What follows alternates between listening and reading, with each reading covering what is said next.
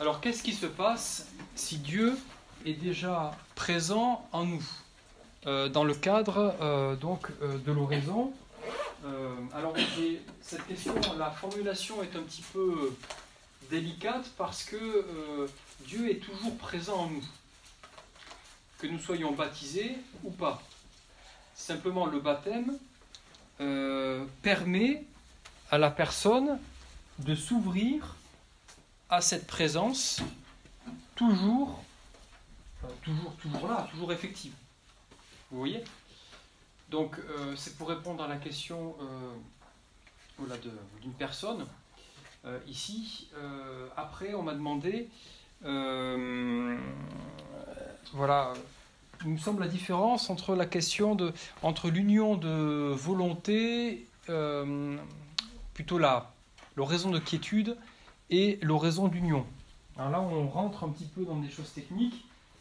Je ne sais pas comment vous répondre, simplement en vous disant que l'oraison donc de quiétude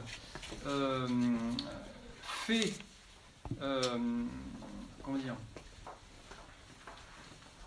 est une action de Dieu sur une des trois puissances de l'âme, une des trois facultés, qui est la volonté. C'est-à-dire que Dieu va venir travailler la faculté de volonté, tandis que dans l'oraison d'union, il y a comme une emprise de Dieu sur les trois facultés. Mais je ne rentre pas plus dans les détails parce que ça nous amènerait trop loin.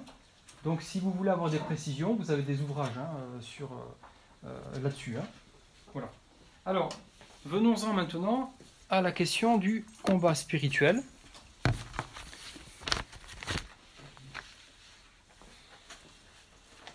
Alors,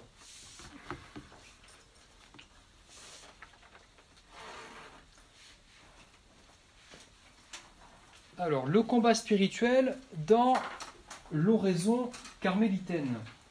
Voilà, nous allons donc parler du combat spirituel dans un cadre spécifique, qui est évidemment celui de l'oraison carmélitaine. C'est-à-dire essayer de comprendre comment, de votre côté, dans votre prière, vous allez comment vous allez affronter par la grâce les difficultés. Et nous allons voir justement, nous allons avoir une liste de certaines difficultés rencontrées dans l'oraison. Les parties que je désire vous présenter vont correspondre aux différents types de combats que nous rencontrons dans notre vie de prière, et nous compléterons donc ces différents types de combats rencontrés par quelques autres perspectives telles que la pauvreté douloureuse et le tour de soi. Mais nous verrons ça tout à l'heure. Alors, j'ai oublié de vous distribuer cette feuille. Est-ce que quelqu'un peut distribuer, s'il vous plaît, ces citations? Voilà, ce sont donc des citations du catéchisme de l'Église catholique. C'est bien que vous les ayez à portée de main.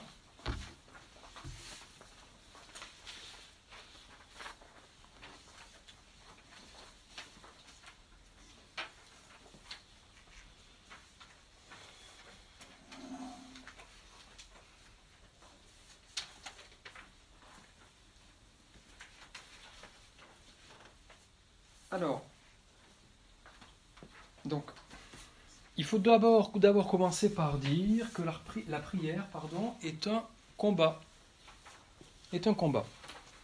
Ce n'est pas moi qui l'affirme, c'est le catéchisme de l'Église catholique, et nous dirons, pour plus de commodité, CEC. Donc, au numéro 2725, il est dit que la prière est un don de la grâce et une réponse décidée de notre part. Elle suppose toujours un effort. Voilà ce qui est indiqué à l'article numéro 2725. La prière est un don de la grâce et une réponse décidée de notre part.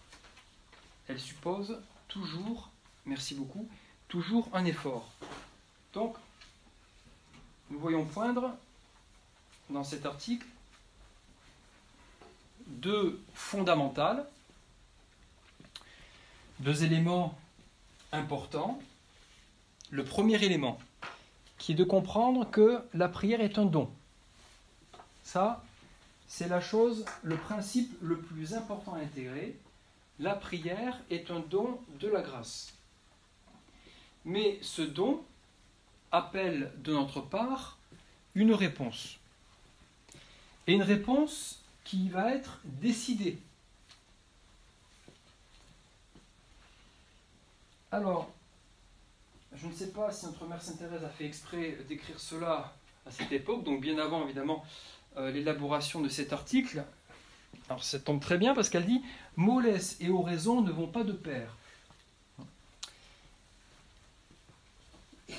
Donc nous voyons chez la Madré cette perception, cette lucidité qui lui fait dire que l'oraison, eh bien, c'est quelque chose de sérieux. C'est une activité qui demande de la volonté.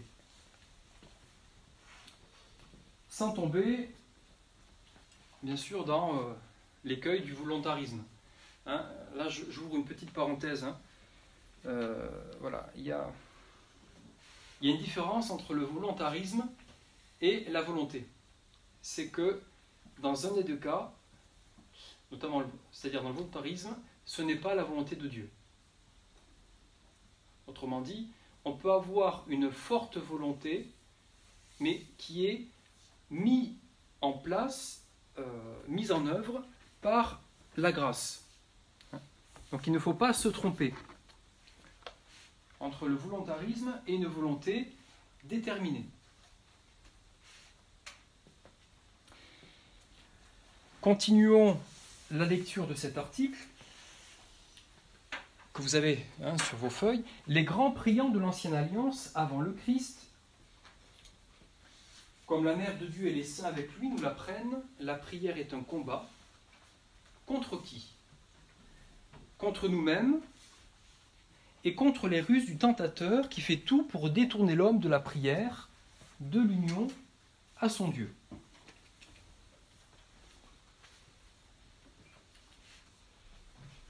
Et quand Jésus se rend au désert, qui trouve-t-il? Il trouve à la fois son Père, il trouve l'intimité de son Père, et il trouve aussi l'adversaire. Donc Luc, je vous renvoie donc à Saint Luc au chapitre 4. Une âme qui fait oraison, nous dit sainte Thérèse, est perdue pour le démon. Et pas elle seule, mais beaucoup d'âmes à sa suite. Évidemment, le démon devine l'immense fécondité qui se cache devant ces quelques minutes offertes à Dieu. Voilà. Il est donc normal qu'il cherche à nous décourager, et à nous en retirer avant qu'il ne soit trop tard pour lui. Et nous pouvons remarquer cette disproportion, qui est quand même extraordinaire, entre quelques minutes offerte à Dieu et l'immense fécondité qui se cache derrière cette action. Donc nous donnons peu et le Seigneur sait en faire beaucoup à partir du peu que nous lui donnons. Donc c'est une disproportion heureuse. Ensuite, que dit le CEC, toujours au numéro 2725? On prie comme on vit parce qu'on vit comme on prie. Si l'on ne veut pas habituellement agir selon l'esprit du Christ, on ne peut pas non plus habituellement prier en son nom. Le combat spirituel de la vie nouvelle du chrétien est inséparable du combat de la prière. Moi j'aime bien cette expression, on prie comme on vit, parce qu'on vit comme on prie. Donc la vie de prière est en lien avec notre manière d'être. elle est en lien aussi avec notre docilité à l'action du Saint-Esprit. Par conséquent, à l'oraison, nous venons, vous l'avez compris, combattre, mais en même temps combattre avec des armes qui sont les sacrements, le baptême, la confirmation, l'Eucharistie, qui, rappelons-le, constitue les sacrements de l'initiation chrétienne, et aussi le sacrement de réconciliation, où le Christ lui-même, par l'entremise du prêtre, le Christ lui-même vient nous relever, vient penser, pour reprendre une expression un petit peu thérésienne, je pense que notre Mère Sainte Thérèse aurait aimé cette expression, elle qui en emploie de temps en temps des semblables, vient penser nos blessures de guerre. Voilà. Alors, quels sont ces obstacles qui viennent nous empêcher de nous mettre en oraison? Alors, il y en a plusieurs. Rassurez-vous, hein, c'est Dieu qui sauve. Hein. On ne peut pas se sauver soi-même. C'est Dieu qui sauve. Donc, c'est lui qui fera des choses dans notre vie. Et nous aurons des réponses évidemment à donner, mais c'est surtout Dieu qui fait tout. Alors, revenons-en au combat. Tout d'abord, il faut bien comprendre que l'oraison est un combat quotidien pour la fidélité. Un combat quotidien pour la fidélité. Vous avez sans doute déjà vu, au tout début de cette école d'oraison, on va dire les fondamentaux. Quand je décide de faire oraison, eh bien je mets en place donc un horaire, une durée et un lieu. Voilà. Donc ça, c'est très important. Je planifie ma vie de prière. C'est très concret et ça tombe bien parce que dans notre religion chrétienne, qui est la religion de l'incarnation, on aime bien le concret. Alors, c'est un combat quotidien pour la fidélité. Et le démon, évidemment, déteste ces temps privilégiés que nous passons avec notre Seigneur. Alors, que va-t-il faire ? Il a deux types de tentations. Soit il va essayer de nous dégoûter de l'idée de faire oraison. Ça, c'est une première manière d'opérer du démon. Soit à nous distraire. Voilà, pour nous faire oublier que nous avions résolu de faire oraison. Alors, il va nous présenter, nous rendre séduisantes des tas d'autres choses qui en soi ne sont pas mauvaises. Souvent, le démon nous attaque, dit-on, sous couleur de bien, c'est-à-dire en nous présentant des choses qui paraissent bonnes, et qui le sont, d'une certaine manière.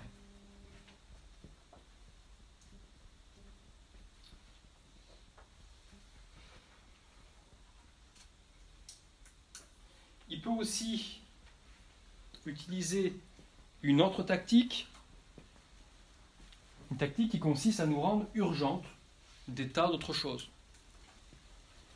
Ce qu'on pourrait appeler des fausses priorités. C'est très important. J'ai un rendez-vous qui est vraiment très très important. Je pense que l'oraison peut passer à la trappe, sauf que justement, peut-être que l'oraison aurait pu permettre une meilleure qualité de rencontre. Vous voyez, je donne un exemple, ça pourrait être autre chose évidemment.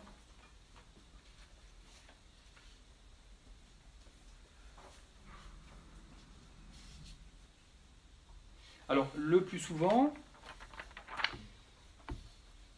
je vais être tenté de continuer ce que j'étais en train de faire. Nous sommes tentés de poursuivre un travail, une activité.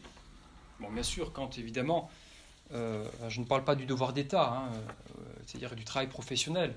Là, bon, ben, c'est évidemment nécessaire, hein, mais dans des choses un peu moins importantes, hein, donc on va s'accorder 5 petites minutes pour terminer ce que l'on a terminé, et puis de 5 minutes en 5 minutes, on finit par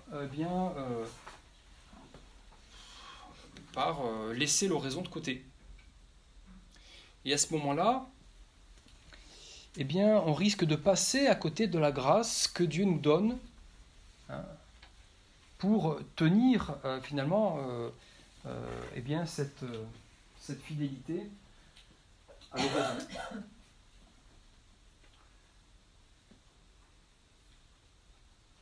Voilà, il faut quand même se dire, avoir foi dans le fait que lorsque je m'engage à donner du temps à Dieu, et à telle heure, ça c'est très important, Dieu s'engage à mes côtés.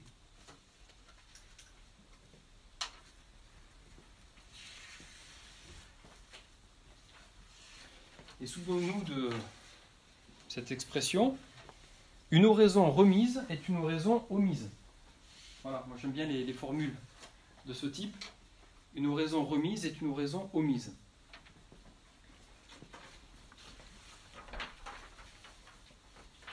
Alors, bon, je peux, évidemment, peut-être parvenir à rattraper l'oraison un petit peu plus tard dans la journée, mais en même temps, souvenons-nous quand même de cette expression, cette citation de Jeanne d'Arc, « Messire Dieu, premier servi ». Voilà. Dieu, premier servi. Voilà. Donc il y a aussi une question de priorité. Qu'est-ce que je mets au cœur de ma vie? Est-ce que je mets bien cette vie spirituelle au cœur de l'existence? Ou alors est-ce que j'y mets autre chose?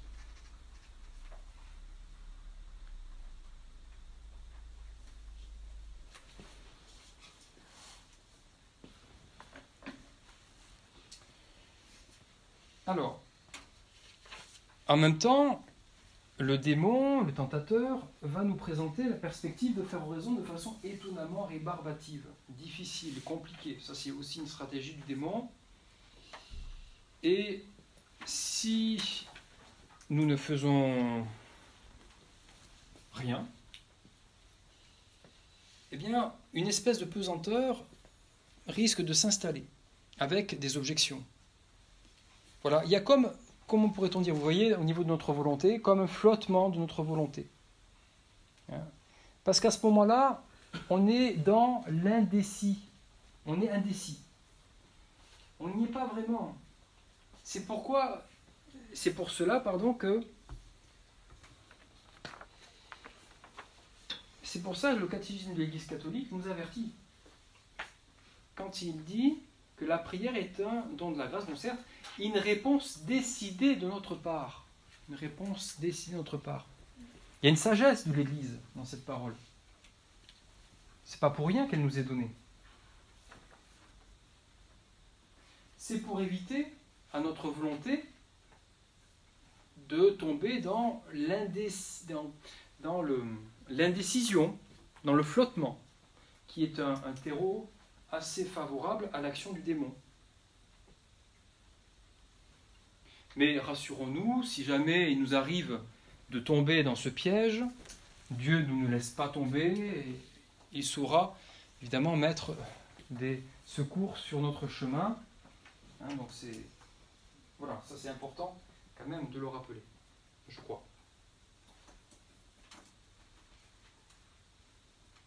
Dans le combat spirituel, une chose est importante, c'est de ne jamais discuter avec le tentateur. Ça, c'est une règle qu'on nous apprend. Pourquoi? Pour au moins 2 raisons. La première, c'est que le tentateur, en tant qu'il est démon, en tant qu'il est ange, a une intelligence qui est beaucoup plus subtile que la nôtre. Donc il peut nous tromper très facilement. Si nous le laissons parler, eh bien, ben là, je dirais que on a déjà perdu en grande partie le combat spirituel. Donc, une règle, c'est eh bien, d'user, comme dit Saint Jean Lacroix, d'un acte anagogique. Et c'est quoi? Qu'est-ce qu'un acte anagogique? C'est eh bien, une prière qui va directement vers Dieu. Par exemple, dire Jésus, Seigneur, prends pitié, Seigneur, je suis en prise avec des idées, des tentations, aide-moi. Faire appel à notre ange gardien aussi.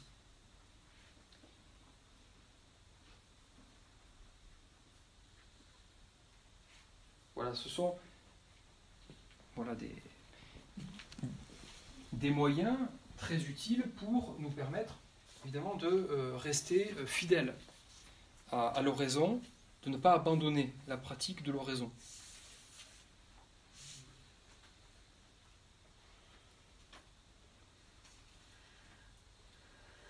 Et puis, si on n'a pas eu le temps de faire oraison, malgré tout, prendre 5 minutes, même si des tas d'idées s'y opposent, quand c'est dans la mesure du possible, pour gagner justement ce combat spirituel, 5 minutes données à Dieu, c'est 5 minutes de gagner.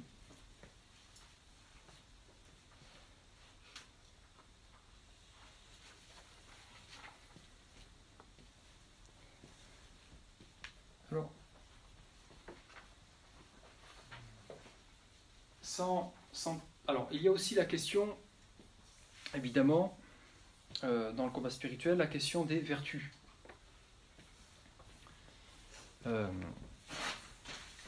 Voilà, donc on a parlé évidemment de la question de la fidélité, de l'oraison, et cette fidélité, elle demande, évidemment, eh bien, elle nous demande de mettre en pratique certaines vertus, de patience, d'écoute, la parole de Dieu. Donc là où je veux en venir, c'est que la pratique des vertus, qui est toujours un don de Dieu, c'est-à-dire que Dieu nous donne, eh bien, pardon, excusez-moi,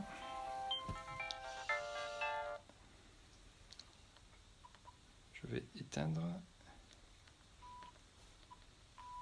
Voilà, donc Dieu nous donne à disposition ces vertus, mais encore faut-il que nous les mettions en pratique. Et cette pratique des vertus, eh bien, va évidemment nous aider dans notre combat contre le démon. Ces vertus nous seront données évidemment dans le cadre notamment de la prière, de l'oraison, mais au moment où Dieu veut, c'est pas forcément dans l'oraison, pour, eh bien, justement, permettre donc cette fidélité dans la prière. On ne peut pas prier sans entrer dans la pratique des vertus.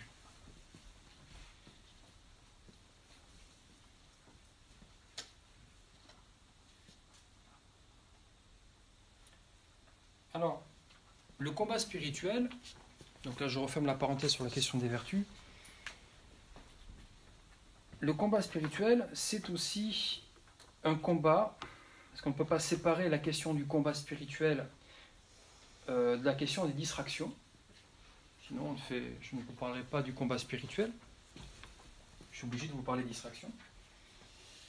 Demain, vous aurez sans doute donc des précisions là-dessus, données par le frère Moïse, mais je suis obligé de quand même vous en parler un petit peu, en tant que ça fait partie du combat spirituel.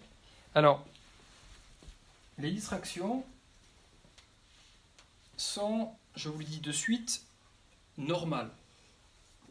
Voilà, il ne faut pas s'en inquiéter. Voilà. Vous vous mettez en prière, vous êtes assailli de distractions. Il faut nous dire que ces distractions ne sont pas un empêchement à l'union à Dieu. Mais il faut quand même bien l'avouer, elles sont quand même source de tentation. Les distractions sont normales, il n'y a pas à s'en inquiéter. Pourquoi? Pour une raison une des raisons simples, il y en a d'autres, mais une des raisons, c'est que nous avons une activité cérébrale, biologique, cérébrale, et donc lorsque nous nous mettons dans le silence, eh bien nous avons évidemment des images qui apparaissent. C'est un fonctionnement normal, on ne peut pas lutter contre un fonctionnement biologique, hein, vous comprenez bien. Sinon, on tombe dans le spiritualisme, c'est-à-dire c'est ce principe qui consiste à mettre de côté toute la dimension, on va dire, incarnée. Nous avons un corps, nous avons une activité biologique, et par conséquent, nous avons des distractions. Voilà, c'est une des explications. Il y en a d'autres. L'imagination, c'est, comme dit notre mère Sainte Thérèse, la folle du logis. Toujours en mouvement. Tous les saints ont eu des distractions dans leur prière. Et nous pouvons devenir saints même en ayant des distractions. Quelle consolation! Mais attention, il ne faut pas en prendre son parti. Les distractions ne sont pas graves dans la mesure, elles ne sont pas inquiétantes, plutôt, dans la mesure où je ne les ai pas cherchées, où je ne m'y complais pas. Voilà. Pour vous donner un exemple, monsieur fait oraison, et pendant qu'il fait oraison, il est en train de se demander quel type de voiture il va acheter. Ou madame est en oraison et est en train de réfléchir sur, par exemple, le lieu de la thalassothérapie familiale. Chacun peut s'y retrouver. Voilà, donc vous voyez, ça, ce sont des distractions, évidemment, c'est un petit peu d'humour.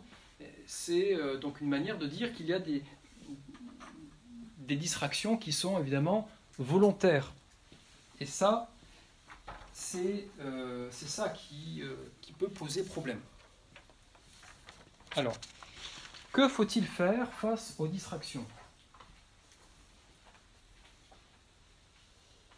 Alors, d'abord, ne jamais tendre nos forces pour neutraliser la pensée. Parce que l'inquiétude sur les distractions dans l'oraison est la distraction la plus mauvaise. Voilà. Parfois, il faut tout simplement, tout doucement, revenir donc vers la pensée du Seigneur sans essayer de donner des impulsions fortes. Voilà. Chaque fois que l'on s'aperçoit que l'on n'est plus vraiment à penser au Seigneur, au lieu de s'agacer contre soi ou de chercher à s'opposer férocement à ces distractions, revenons simplement, paisiblement à notre prière. Simplement et surtout paisiblement, sans forcer. N'oublions pas que la prière est d'abord une œuvre divine et que c'est Dieu qui va surtout nous donner la grâce de revenir, s'il le veut, à une prière plus attentive.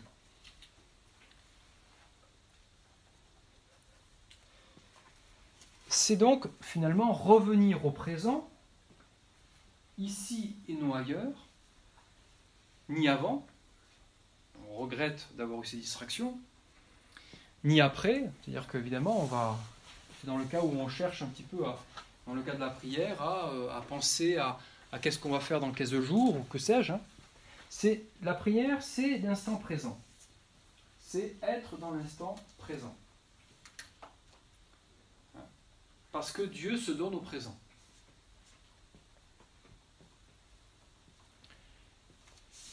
Et ce qui compte n'est pas le nombre des distractions, mais ce que nous en faisons. Si nous avons 30 distractions dans l'oraison, tâchons de faire 30 autour à Dieu, ou si nous n'en avons que 2, tant mieux. Que sais-je aussi. Voilà. Et à chaque fois que je choisis de revenir à Dieu, je prouve que c'est lui. Je prouve que c'est lui que je préfère. Davantage encore que si je n'avais pas eu de distraction. Vous voyez, la distraction peut être le lieu, en fait, un exercice, l'exercice de la préférence, de l'amour pour Dieu, qui va manifester eh bien, mon amour pour Dieu. Heureuse distraction dans ce cas-là.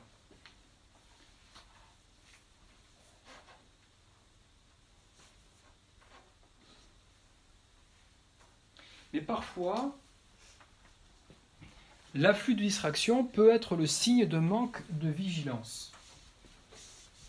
De manque de vigilance habituelle. D'un attachement à soi-même. Et à ce moment-là, c'est très bien, Dieu nous parle. Il est en train justement de pointer du doigt, eh bien, finalement, nos mauvaises attaches.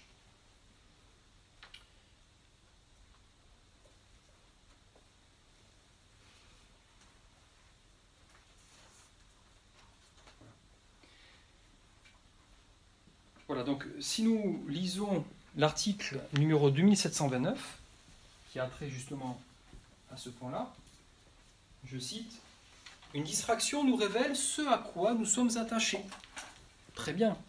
Et cette prise de conscience humble devant le Seigneur doit réveiller notre amour de préférence pour lui, en lui offrant résolument notre cœur pour qu'il le purifie. Là se situe le combat, le choix du maître à servir. Ah. Ça aussi, c'est une parole du catéchisme de l'Église catholique qui est lumineuse. Cette distraction nous révèle ce à quoi nous sommes attachés. D'où l'importance de faire oraison, pour justement que nous puissions percevoir ce qui nous empêche cette union à Dieu.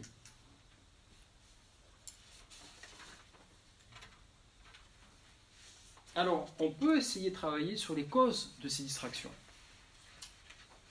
Nous sommes dans un monde traversé par des bruits en tout genre,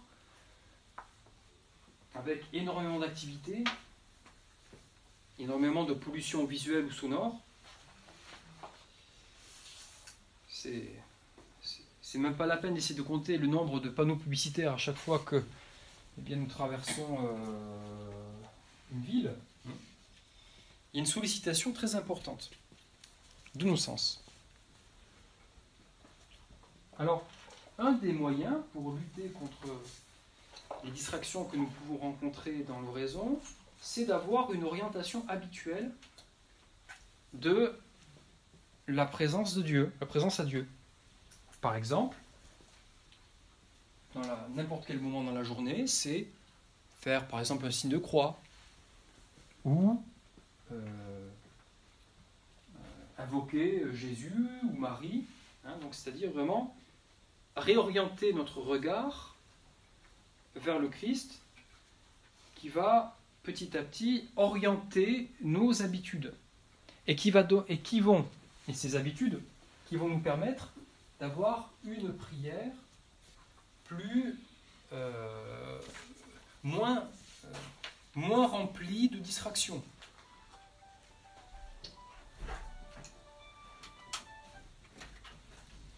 Voilà. Telle distraction ne me signifie-t-elle pas mon manque de liberté par rapport à ce qui me préoccupe aussi? Alors, sommes-nous trop investis du point de vue professionnel, ou bien du point de vue matériel, ou bien du point de vue affectif? N'est-ce pas pour moi l'occasion de demander au Père la liberté des enfants de Dieu? Voilà. Évidemment, un cas un peu particulier qui est celui d'une grande souffrance. Dans ce cas-là, évidemment, c'est différent. On ne peut pas éviter les distractions dues à une maladie grave. Le Seigneur comprend, évidemment. Donc je laisse évidemment cela de côté. Et ce qui peut être même l'occasion d'une union plus parfaite avec Jésus sur la croix.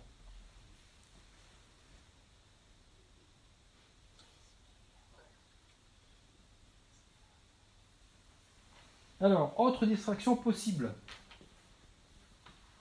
Je m'endors à l'oraison. Je vois que certains sourient. Et je me mets dans le lot. Il peut nous arriver, évidemment, de nous endormir pendant l'oraison. Alors, qu'est-ce qu'on peut faire pour éviter de dormir pendant l'oraison. Là aussi, des conseils pratiques, tout simplement la position corporelle. Je vais tâcher de jouer en fait sur la position corporelle pour permettre, pour rester en éveil. Mais évidemment, il arrive que nos vies remplies de... nos vies qui nous bousculent, qui nous épuisent, il peut arriver que, qu'on le veuille ou non, on ait des moments où on s'endort. Alors là, il ne faut pas s'inquiéter, se rappeler de ce que la parole nous dit dans le Cantique des Cantiques, je dors, mais mon cœur veille. Hein? On n'est pas responsable à ce moment-là, on a une activité importante au point de vue professionnel, familial, que sais-je. Voilà, ben le Seigneur il comprend. Il est évidemment important d'avoir ce qu'on appelle une hygiène de vie, hein, évidemment, parce que la prière nécessite, évidemment, sollicite notre corps, et notre corps a des besoins donc, de sommeil, d'alimentation. C'est pour ça que pour bien prier, eh bien, il faut avoir une bonne hygiène de vie.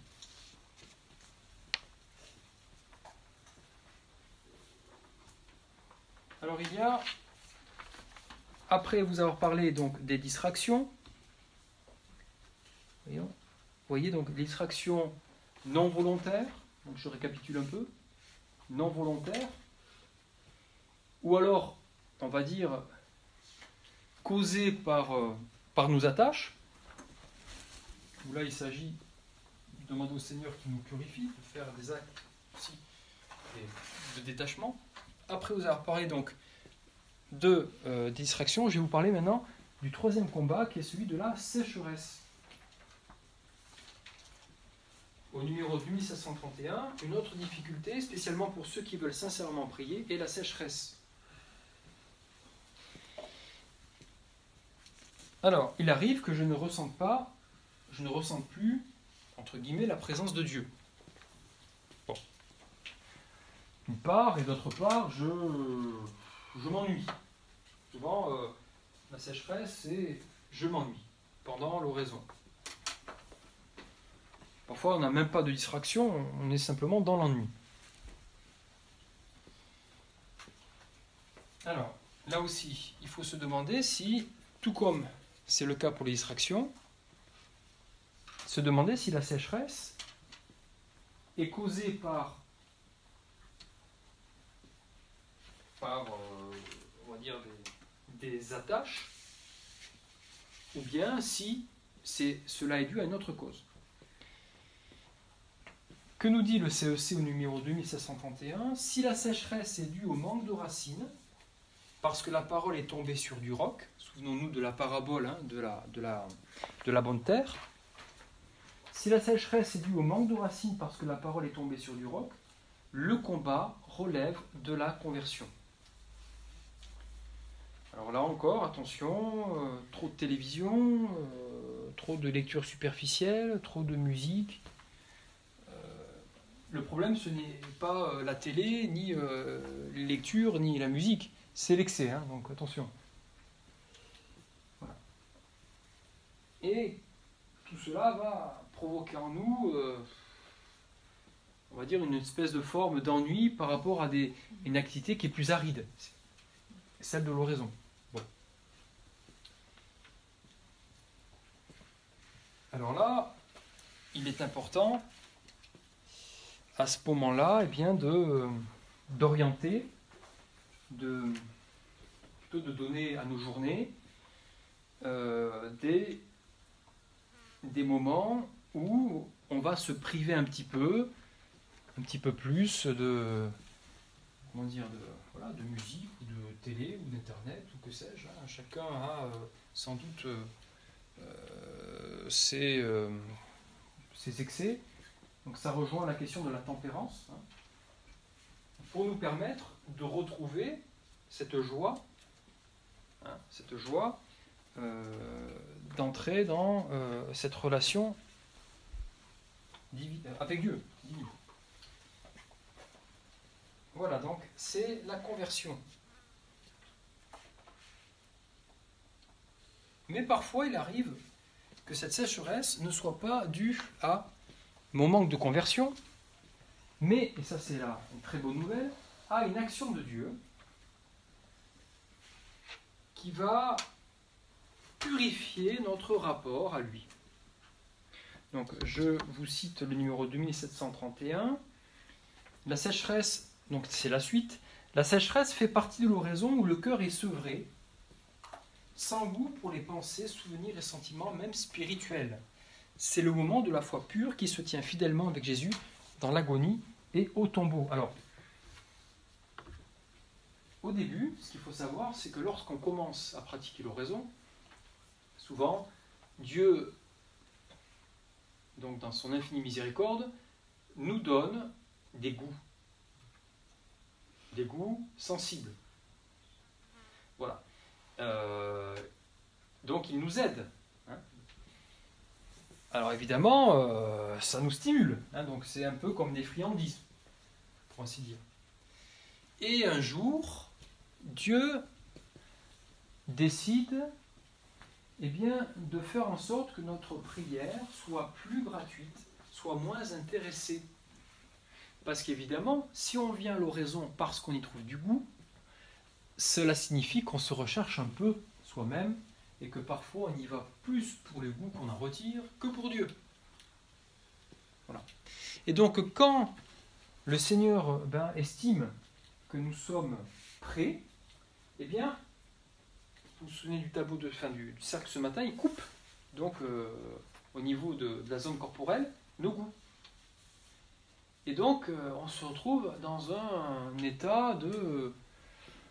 On se demande ce qui se passe, on se dit mais qu'est-ce qui se passe, j'ai pas envie de prier, on s'imagine que c'est très mauvais signe, etc.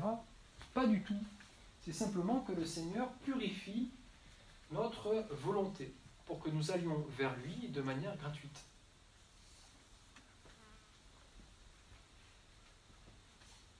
Et ça, c'est un signe d'avancement spirituel. Et c'est vrai qu'il est souvent opportun, quand cela est possible évidemment, quand c'est le moment, d'avoir un accompagnateur spirituel. Surtout dans les premiers temps de la pratique de l'oraison, qui va vous aider justement à discerner. Mais bon, ça encore une fois, l'accompagnement spirituel, ce n'est pas... l'Église n'oblige pas à avoir un accompagnateur spirituel, donc ne vous inquiétez pas si vous n'en avez pas. Mais c'est quand même, je crois, beaucoup mieux. Encore une fois, si le Seigneur vous donne la grâce d'en avoir un.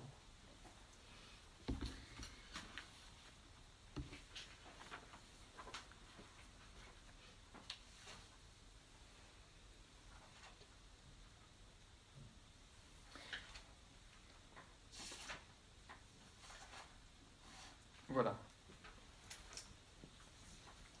L'oraison consiste à vivre dans le silence et la solitude, le combat de la foi pour demeurer avec Dieu. Si au départ le goût sensible de Dieu peut attirer vers lui dans une foi facile et rayonnante, très vite le goût de Dieu, très vite ou moins vite suivant les personnes, le goût de Dieu semble disparaître et laisse place à l'aridité de la foi. Et c'est là que nous pouvons nous rappeler cette citation de notre Mère Sainte Thérèse. Qu'est-ce que l'oraison ? Ça vous l'avez vu au tout début. L'oraison est un commerce intime d'amitié où l'on s'entretient souvent seul à seul avec Dieu dont on se sait aimer, non pas dont on se sent aimer, mais dont on se sait aimer. Donc, la prière n'est pas une affaire de ressenti. Ça, c'est très important. Je ne prie pas parce que je ressens Dieu. Je prie parce que je l'aime, même si je ne le ressens pas.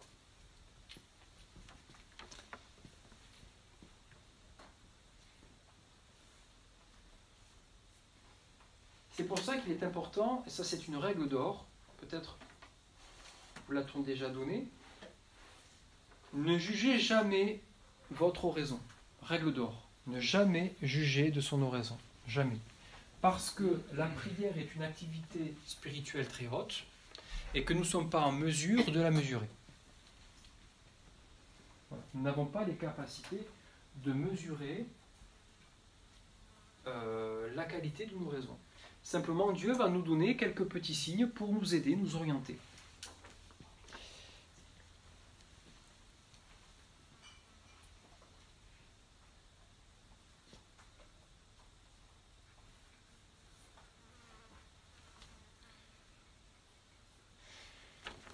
Parfois, dans l'oraison,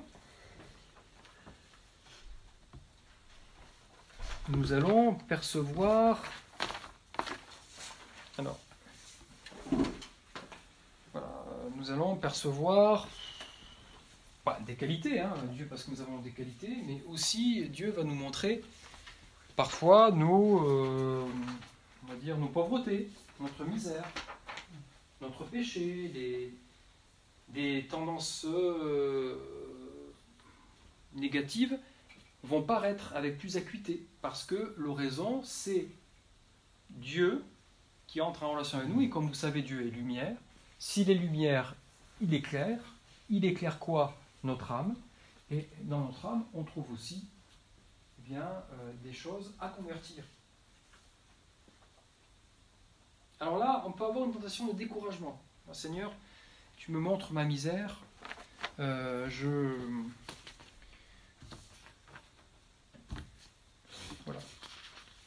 C'est difficile pour moi. Alors, je pense qu'il est important de comprendre une chose. C'est à ce moment-là, c'est le moment, de rentrer dans la doctrine entre guillemets du publicain.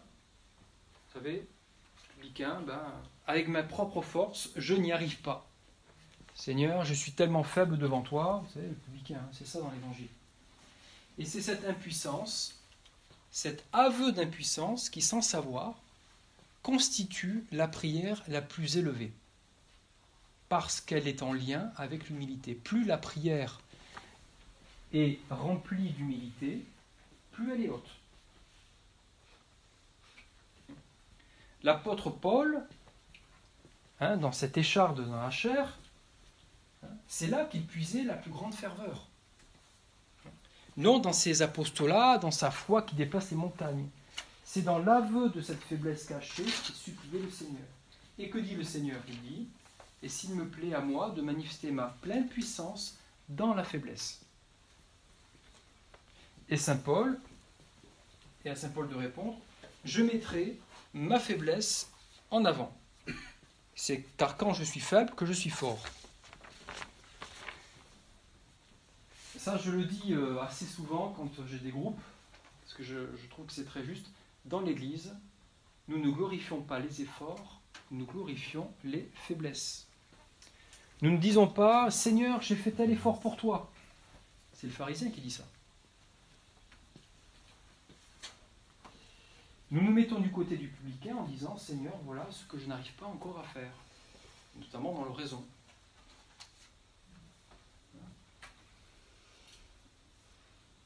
Que dit saint Jean Chrysostome?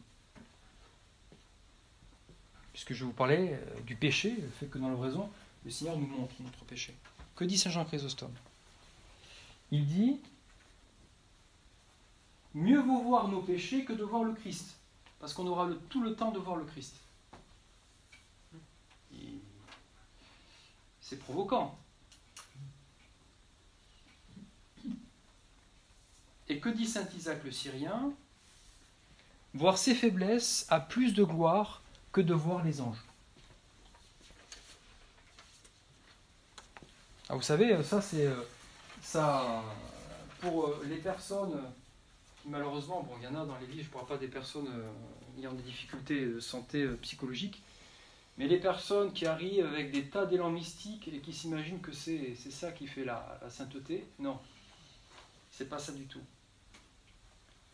C'est le fait de percevoir notre faiblesse de laisser Dieu nous éclairer sur nos faiblesses, qui constitue la plus grande gloire, plus que de voir les anges. Saint Isaac de Syrie. Donc, soyons heureux de nous voir de plus en plus imparfaits, comme dit la petite Thérèse. Je me réjouis de me voir de plus en plus imparfaite, dit-elle. Parce que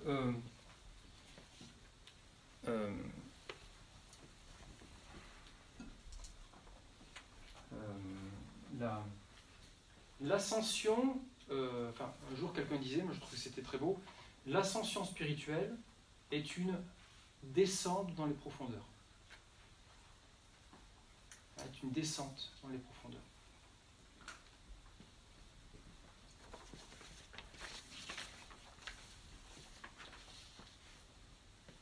Voilà, donc rassurons-nous, si dans l'oraison nous voyons des choses qui sont pas toujours belles à voir, c'est une très belle chose parce que c'est la lumière de Dieu qui est en train d'entrer en nous et ce qui nous est montré est en même temps un acte de guérison. La lumière a pour propriété d'opérer deux choses. Elle éclaire et en même temps elle guérit.